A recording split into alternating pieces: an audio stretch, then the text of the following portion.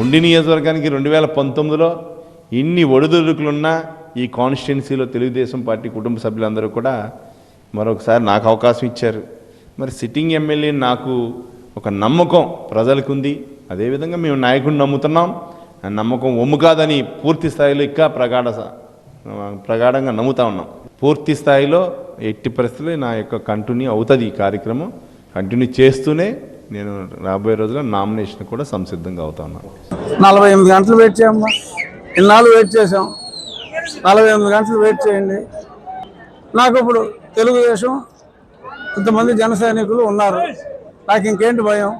నేను ప్రజాక్షేత్రంలో చట్టసభల్లో ఉంటా. అది లోక్సభ, శాసనసభ. Another 48 hours. రఘురామకృష్ణరాజుని ప్రత్యర్థి కింద ఎప్పుడు నేను అనుకోలేదు. ఆయన ఇప్పుడు ఎంపీ కింద వస్తారని నర్సాపురం అనుకున్నాం.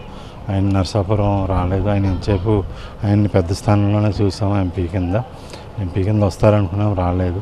ఆయన మరి ఎక్కడ ఏ ప్లేస్లో వస్తున్నారన్నది మాకు తెలియదు. అది అధిష్టానాలు నిర్ణయం తీసుకోవాల్సింది. అదేవిధంగా నేనైతే నియోజకవర్గ స్వతంత్ర అభ్యర్థిగా ముందుకెళ్తున్నాను.